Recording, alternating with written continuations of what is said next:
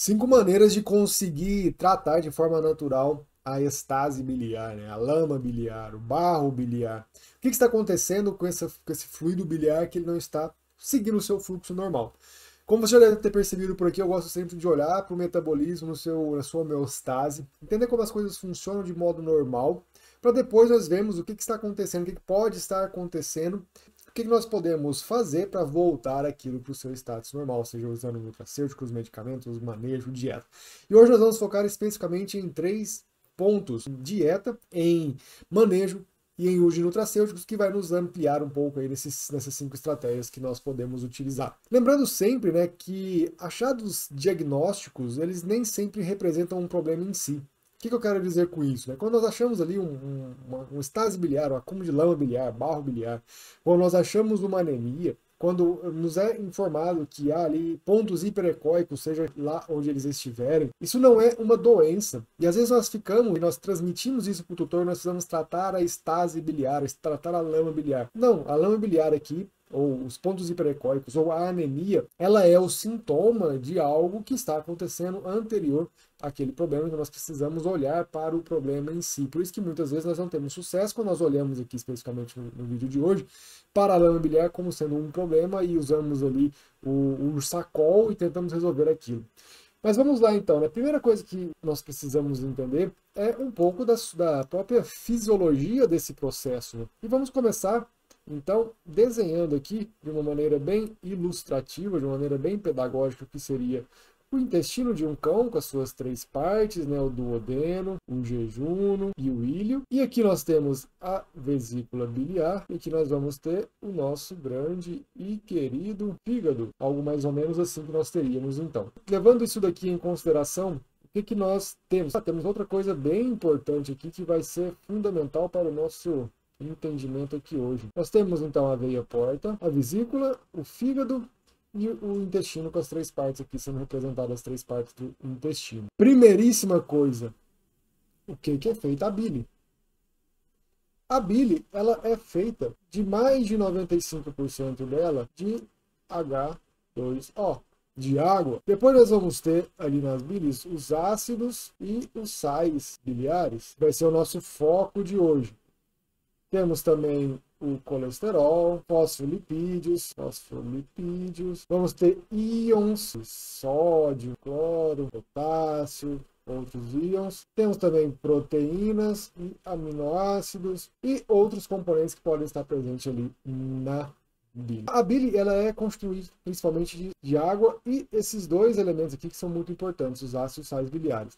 Os sais biliares, eles são oriundos do colesterol. Colesterol esse que, por sua vez, ele tem duas fontes.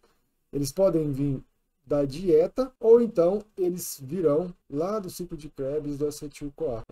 Não vou entrar em detalhes aqui hoje, mas o colesterol tem essas duas fontes. Esse colesterol, ele vai ser quebrado em 2 tipos de, que eu vou chamar aqui para simplificar, de ácidos biliares primários, certo? Esses são os ácidos biliares primários. Esses ácidos biliares, eles vão descer, vão vir aqui até a vesícula biliar. E aqui na vesícula biliar pode acontecer algumas coisas. Eles serão estocados e concentrados. E quanto mais tempo eles ficam aqui, maior será a sua concentração. Eles podem ser concentrados em até 10 vezes. Nós consideramos hoje como sendo comum a presença de ácidos biliar ou a presença de lama biliar em cães. Mas eu não considero isso como achado comum, normal, apesar de ser muito comum. A bile, além disso tudo que eu falei para vocês aqui, que ela tem presente na sua composição, ela também é uma fonte, uma das principais maneiras do organismo excretar tanto toxinas, e eu não coloquei aqui a bilirrubina, que também é tóxico para o organismo. E a bilirrubina que vai dar aquela coloração. Então, quando nós temos um quadro de estase biliar mais severa, principalmente se está associado ali a outros achados clínicos, o que nós começamos a ver em cães que estão com uma estase biliar que está comprometendo muito o organismo dele? Você começa a ver as fezes da cor de papelão, assim, meio amarronzadas, porque nós não temos ali a presença dessa bile, principalmente da bilirrubina, nas fezes. Às vezes nós começamos a encontrar bilirrubina na urina. Pode ser que você encontre também alterações de enzimas hepáticas e de GGT. Mas geralmente há um aumento de GGT e aumento de parâmetros hepáticos quando nós já temos uma estase biliar, essa lama biliar evoluída ali para uma mucocele, quando o caso já está mais grave. Antes disso, não, né? Nós temos aqui aqueles sinais clínicos de aquele vômito bilioso, que é relativamente comum também, por conta de ser um problema. Quando nós temos ali animais com náuseas, animais às vezes com problemas de pele, outros sinais que vão nos indicando que há ali algum problema. E essa bile, essa produção aumentada de bile que leva a presença comum de lama biliar em cães, aqui é uma hipótese minha, eu acredito que está muito associada à quantidade de toxina que esses animais são expostos diariamente, associado ao perfil da ração, perfil nutricional mesmo da dieta, não só da ração, da dieta, que nós já vamos entender melhor como é que funciona isso aqui já. Vamos fechar esse ciclo aqui. Porque a bile ela é a principal fonte de excreção de toxinas. Nós temos hoje, né, a ração, além da grande quantidade de carboidrato, que isso também é um problema, porque vai aumentar ali o colesterol. Eu quero gravar um vídeo sobre isso ainda. Se você está assistindo isso agora e ele já está gravado, eu vou colocar no final aqui. E também, né, a ração, o uso excessivo de endo e ectoparasiticidas, a própria saúde intestinal, essa permeabilidade intestinal comprometida, faz com que haja aqui, né, uma maior translocação de bactérias aqui e quem recebe essas bactérias e toxinas de um intestino não saudável é o fígado, né? O primeiro lugar que essas toxinas vão. Mas voltando aqui para a nossa fisiologia. Né? Quando o animal se alimenta, ou melhor, antes do animal se alimentar, ou na hora que o animal se alimenta, nós temos aqui esse fluido biliar descendo. E esse fluido biliar ele vai cumprir as suas funções, nós já vamos ver qual é, até chegar aqui na porção final do intestino, lá no íleo, onde existem aqui alguns micro-organismos, algumas bactérias que vão desconjugar ou que vão metabolizar esses ácidos biliares em ácidos biliares secundários. E esses ácidos biliares secundários eles vão ser transportados e vão voltar para o fígado. Uma vez que esses ácidos biliares voltam para o fígado, eles podem ou eles são conjugados com aminoácidos. Entre eles, os principais, a glicina e a taurina. Por isso existe a recomendação, olha, dê taurina para ajudar nesse processo de melhora dos ácidos biliares. Então aqui nós temos essa conjugação e esses ácidos biliares secundários conjugados ou não conjugados. Os ácidos biliares e os sais biliares, eles se ligam a esses aminoácidos para melhorar a sua polaridade para que eles cumpram a sua função, que é emulsificar a gordura. Antes da gente ir para essa função deles, que é muito importante, que nós vamos entender porque nós vamos ter que fazer alguns ajustes na dieta mais adiante, apenas 5% aqui dos fluidos, dos sais e dos ácidos biliares produzidos, eles saem nas fezes. 95% volta por aqui para fazer esse ciclo. Então há um reaproveitamento muito grande desses compostos aqui. E qual que é a principal função dele, né, dos sais biliares? Quando o indivíduo ele se alimenta de gordura, essa gordura vai existir uma pequena digestão que acontece ali no estômago, mas grande parte do processamento da digestão de gordura, ela acontece mesmo no intestino e através das lipases. Mas para essa lipase conseguir agir nessa grande molécula de gordura, é preciso que essa molécula ela seja reduzida a moléculas menores. Moléculas não, né? Esse grande aglomerado de gordura, ela seja reduzida a porções menores, a frações menores, que são chamadas as micelas. Ou as enzimas, elas são proteínas. Elas não conseguem, de forma adequada, acessar a gordura, porque elas são lipofóbicas, né?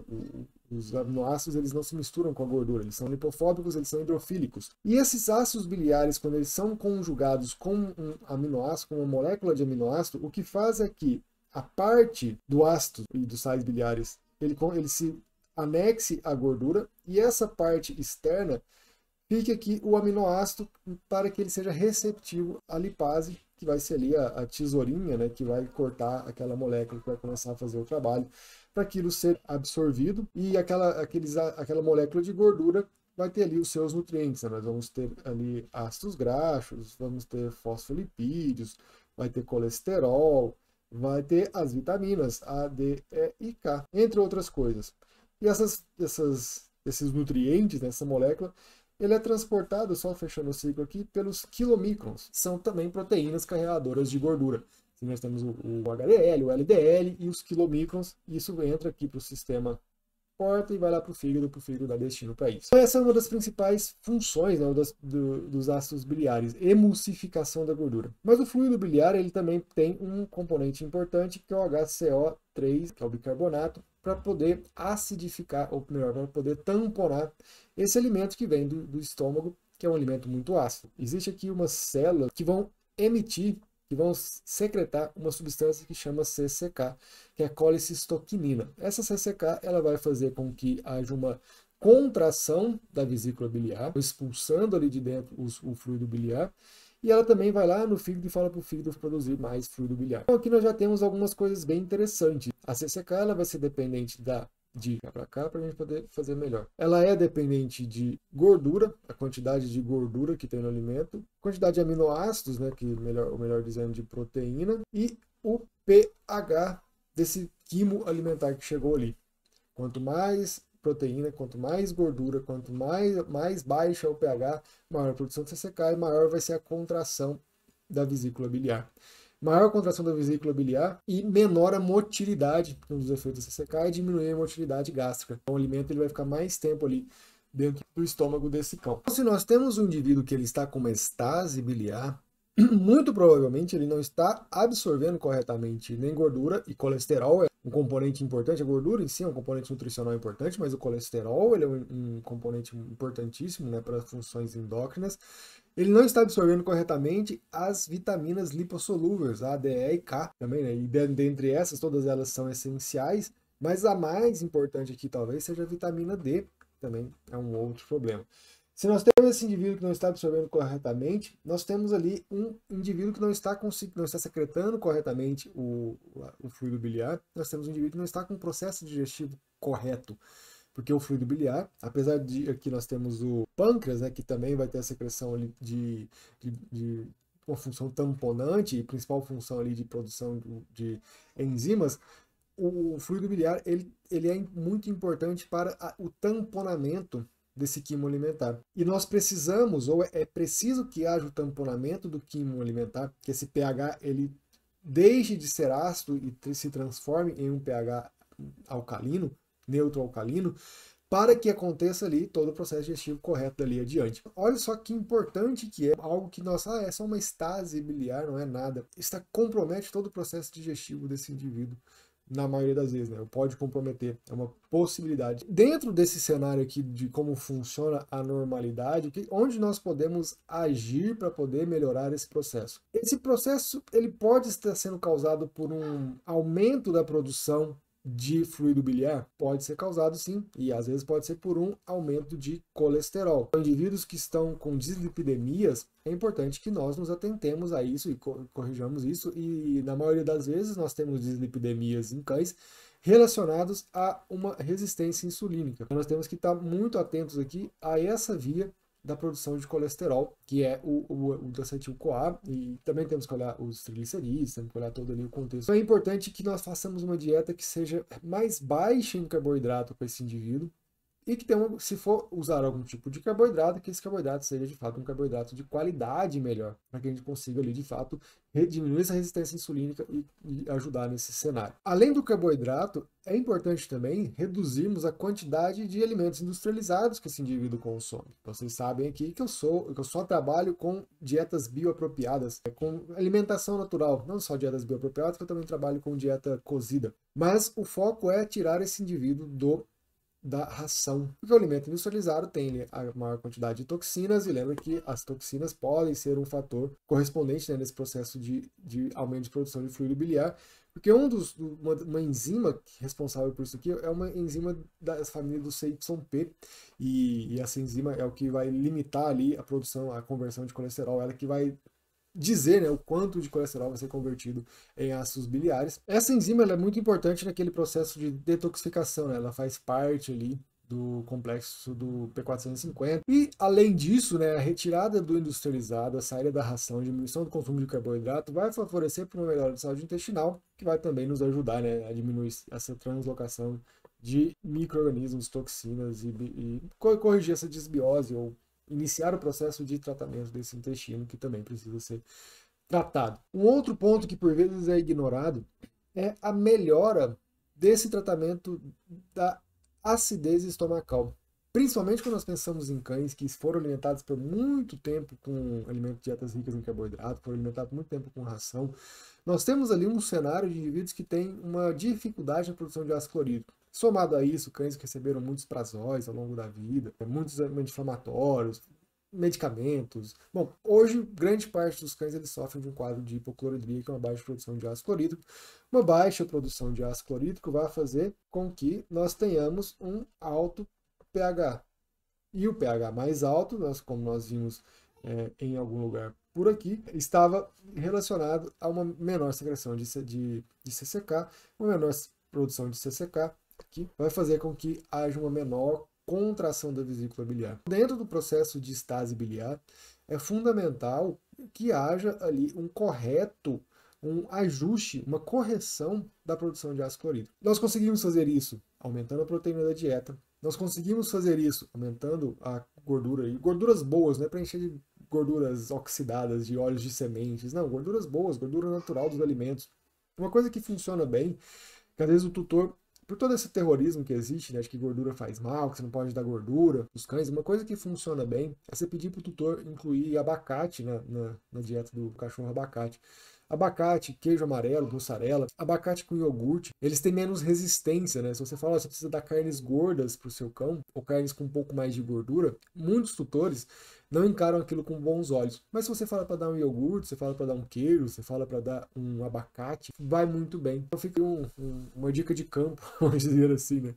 Que eu sei que às vezes não é fácil convencer o tutor de que o cachorro ele precisa comer um pouco mais de gordura, por conta desse todo terrorismo que existe, são anos e anos e anos de propaganda da indústria dizendo que gordura é algo muito ruim. Mas nós precisamos corrigir esse pH.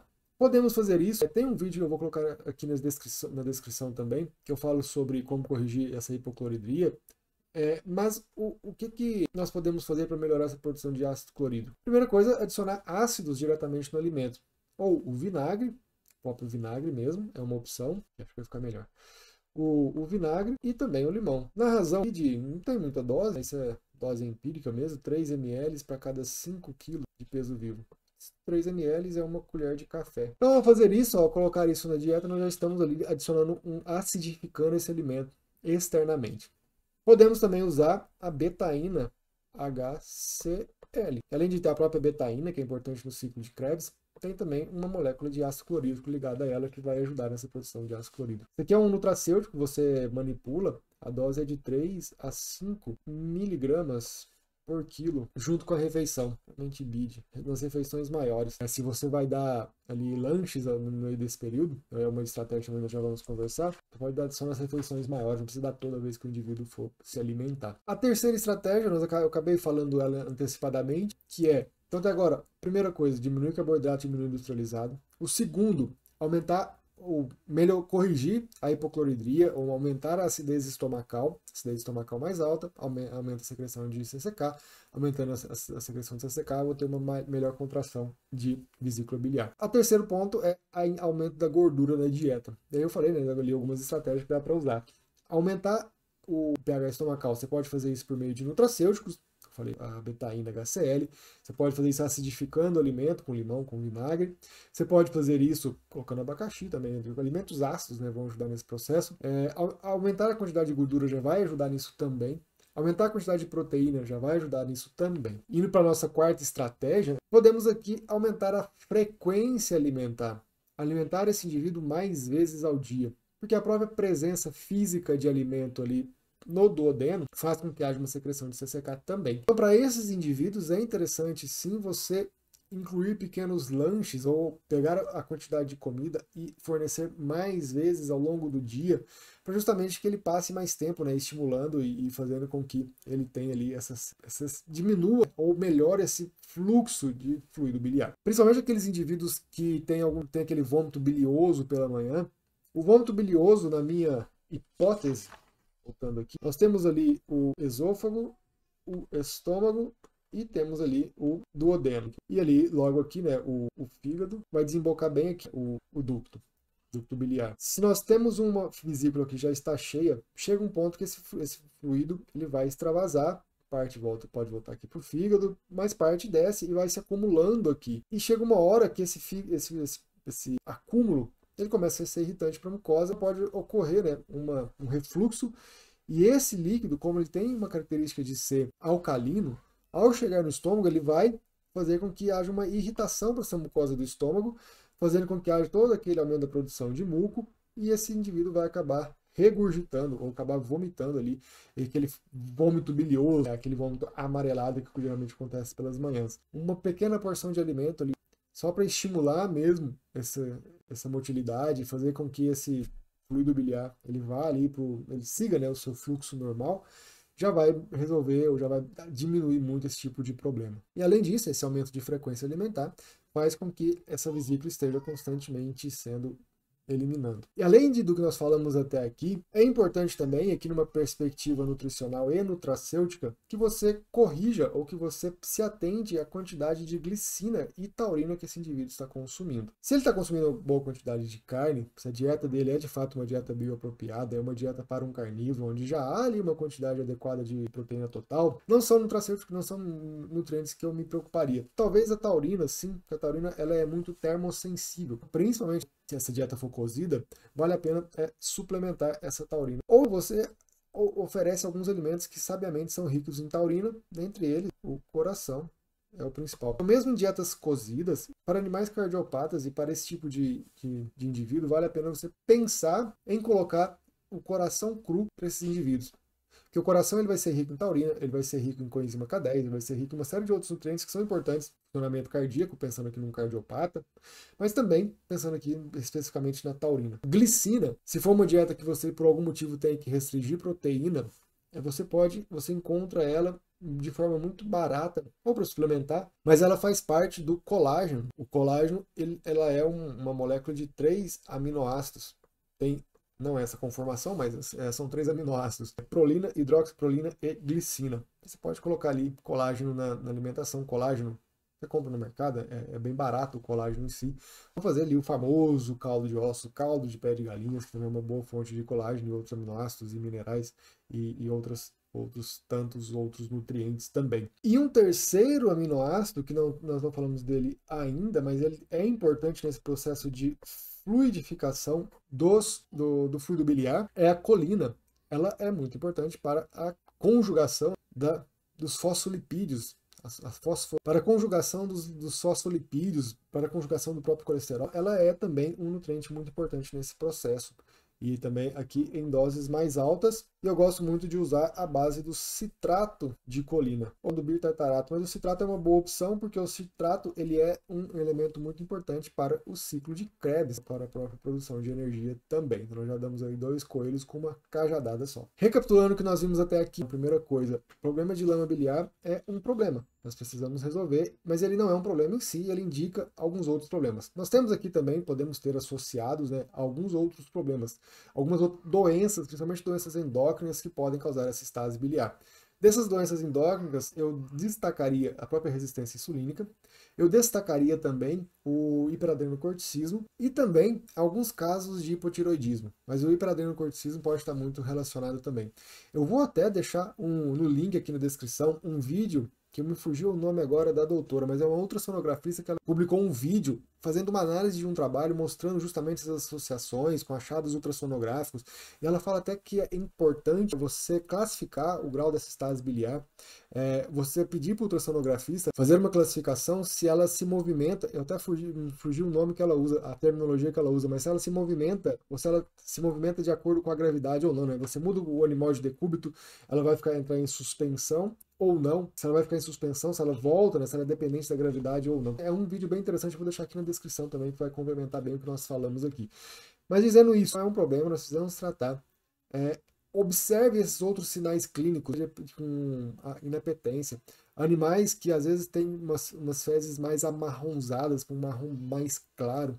Animais com vômitos frequentes, além dos achados ultrassonográficos, claro, né? Achados bioquímicos, GGT aumentada, bilirrubina na urina. Também são outros indícios que o problema está um pouco mais grave do que aparenta estar. E fazer essas intervenções, pensar em melhorar a acidez estomacal, pensar em aumentar a contratibilidade, a contração da vesícula biliar por meio da secreção de CCK, a própria correção da acidez estomacal já vai ajudar.